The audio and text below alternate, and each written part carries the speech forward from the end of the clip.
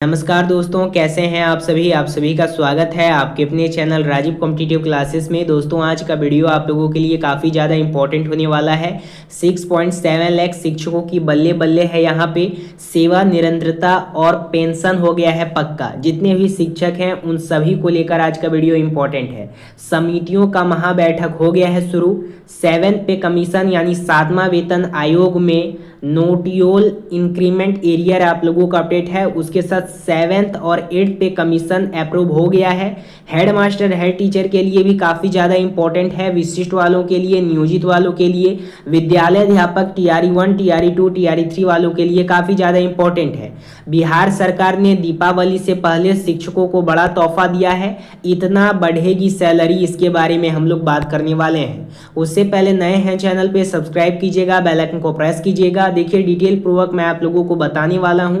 इस वीडियो को देखने के बाद आप लोगों का टोटल जो भी माइंड में कंफ्यूजन है वो क्लियर हो जाएगा। तो इस वीडियो को तमाम ग्रुप में शेयर कीजिएगा। वीडियो को शुरू करते हैं। चलिए दोस्तों, वीडियो को शुरू करते हैं। सबसे पहले हम लोग देखते हैं कि आखिर 7 पे कमीशन 8 पे कमीशन है क्या। तो क्या है, केंद्र सरकार ने गुरुवार को केंद्रीय सरकारी कर्मचारी के वेतन समीक्षा की और सिफारिश करने के लिए 8 पे कमीशन यानी 8वें वेतन केंद्रीय वेतन गठन के वो मंजूरी दे दी, जो 2026 तक अपनी रिपोर्ट प्रस्तुत करेगा।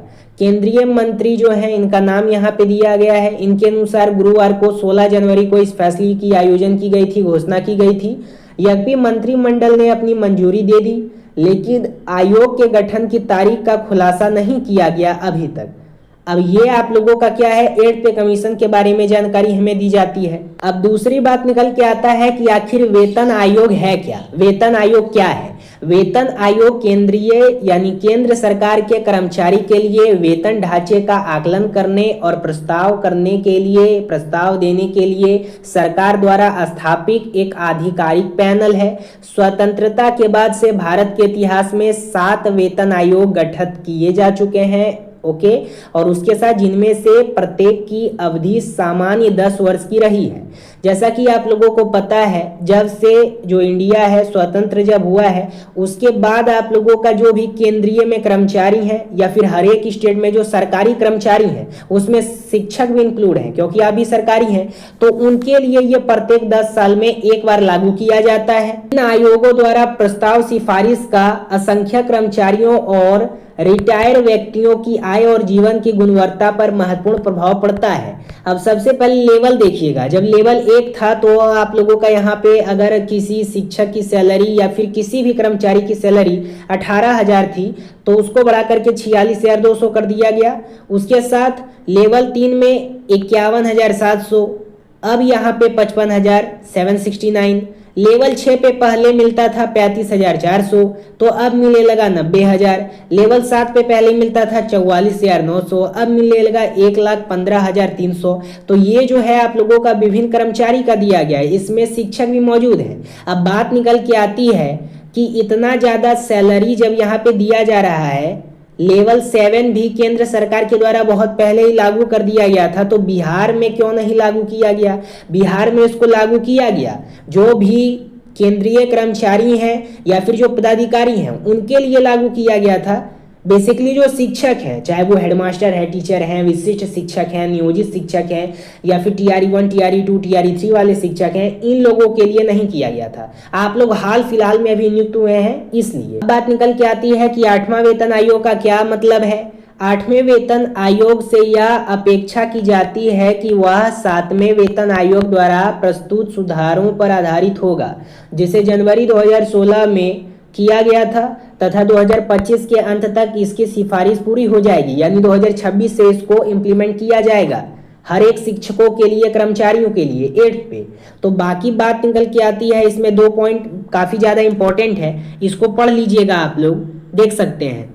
रिपोर्टों से पता चलता है कि फिटमेंट फैक्टर 257 से बढ़कर 286 हो सकता है, जो संशोधित वेतन की गणना में एक प्रमुख पैरामीटर, जो मैं आप लोगों को बताने जा रहा हूं इसको ध्यान पूर्वक सुनिएगा। सबसे पहले आप लोग यहाँ पे देखिएगा, 8 पे कमीशन 7 पे कमीशन की बात करते हैं। तो देखिए, सबसे पहले 6 पे कमीशन की बात करते हैं। ये आप लोगों का इम्प्लीमेंट किया गया था 2006 में। उस समय मनमोहन जी की सरकार थी, कांग्रेस की, तो उस समय इनके द्वारा 2006 में लाया गया था सिक्स पे कमीशन, जो कि हर एक कर्मचारियों के लिए दिया गया और वो बिहार में शिक्षकों को भी अभी तक मिल रहा है। और 7 पे कमीशन की बात करें तो सरकार थी तो उस समय 2016 में इसको इम्प्लीमेंट किया गया। तो 2006 में कांग्रेस के समय में और बीजेपी के समय में 2016-17 में 7 पे में, लेकिन अभी तक आप लोगों का बिहार में इसको इम्प्लीमेंट नहीं किया गया है।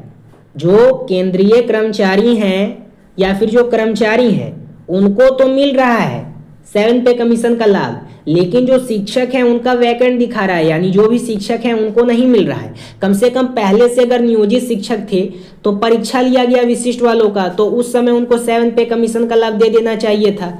अब यहाँ पे 2026 में 8 पे कमीशन भी लागू होगा। देखिए, ये प्रत्येक आप लोगों का 10 साल में लागू किया जाता है। जैसे 2016 में 7 पे कमीशन लागू किया गया था, अभी आप लोगों का 10 साल हो गया है, यानी कि 10 साल से आप लोगों को वंचित रखा गया है 7 पे कमीशन से। जो भी सरकारी टीचर हैं उनकी बात कर रहा हूँ, बिहार के सरकारी टीचर अभी हाल फिलहाल में जो नियुक्त हुए हैं उनको तो फायदा मिलना नहीं चाहिए था, अब मिलेगा, लेकिन पहले मिला जा सकता था जो उस समय नियोजित शिक्षक थे। अब यही आप लोगों का पैरामीटर तैयार किया गया था। तो 6 पे कमीशन के रूप में अभी जो भी शिक्षक हैं उनको सैलरी दी जा रही है और 7 पे कमीशन में जो कर्मचारी हैं उनको सैलरी दी जाती है, इधर देख सकते हैं। और ये आप लोगों का हाउस के लिए डीए एनपीएस ये जो कटता है या फिर जो बनता है आप लोगों का मेडिकल के लिए, चिकित्सक के लिए, ये आपको 6 पे ही दिया जाता है, अभी 7 पे नहीं दिया जाता है। इसी को लेकर सभी शिक्षक धरना प्रदर्शन कर रहे थे कि 7 पे कमीशन का लाभ हमें दिया जाए, तो अब आप लोगों को 7 पे कमीशन का लाभ दिया जाए। इधर भी देख सकते हैं, इसमें स्पष्ट रूप से बताया गया है विशिष्ट शिक्षकों के बारे में, हेडमास्टर है टीचर के बारे में देख सकते हैं। इसको अच्छे रूप से अगर आप लोग देखेंगे तो आपको पता चल जाएगा। जैसे कि 1 to 5 की बात करें, उनका बेसिक पे 25,500 है, डीए 50% के आधार पे 12,750 है, एचआरए 16% 4,080, और मान लीजिए डीए, तो यहाँ पे देख सकते हैं कुल सैलरी इसका लगभग इन सभी को काटने छाटने जोड़ने जाड़ने के बाद 45-30 आता है लगभग। कैलकुलेशन इसका देखिएगा तो आप लोगों को अच्छे रूप से समझ में आ जाएगा। और है कक्षा के लिए तो मेडिकल 1,000 रुपये मिलते ही। तो अब बात निकल के आती है कि जब 2017 में ही 2016 में ही 7 पे कमीशन का लाभ हमें दे दिया गया था केंद्र में, तो अभी तक हम लोगों को क्यों नहीं दिया गया है? तो उस समय आप नियोजित शिक्षक थे 10 साल पहले, उसके बाद फिर नियोजित से आपने विशिष्ट दिया कुछ समय पहले, फिर विशिष्ट से आप हेडमास्टर है टीचर बने 2024 में, फिर 2023 में TRE 1 TRE 2 TRE 3 आया 23-24 तक, तो उसको दिए। तो अभी आप नए नए शिक्षक थे, इसलिए आपको 6 पे कमीशन का लाभ दिया जा रहा था। हालांकि केंद्र में इसको लागू कर दिया गया, ठीक है, लेकिन अब जब आप कर लिए हैं, अब जब आप टीचर बन गए हैं, तो अब आप लोगों को 7 पे कमीशन का लाभ मिलेगा। और 2026 में जब 8 पे कमीशन लागू होगा तो इसमें आप लोगों को डिले थोड़ा सा होगा। पहले 7 पे कमीशन का लाभ आप लोगों को मिलेगा, उसके बाद 8 पे कमीशन का लाभ आप लोगों को मिलेगा। कुछ दिन पहले लेटर जारी करके बता दिया गया था कि इन शिक्षकों को मिलने जा रहा है। आचार संहिता लागू होने से पहले 7 पे कमीशन का लाभ आप लोगों को मिलने लगेगा। जितने भी शिक्षक हैं उन सभी शिक्षक की बात कर रहा हूँ। बाकी 7 पे और 8 पे भी आपकी क्या राय है कमेंट के माध्यम से बताइएगा। चैनल पर नए हैं, चैनल को सब्सक्राइब कीजिएगा, बेल आइकन को प्रेस कीजिएगा। धन्यवाद।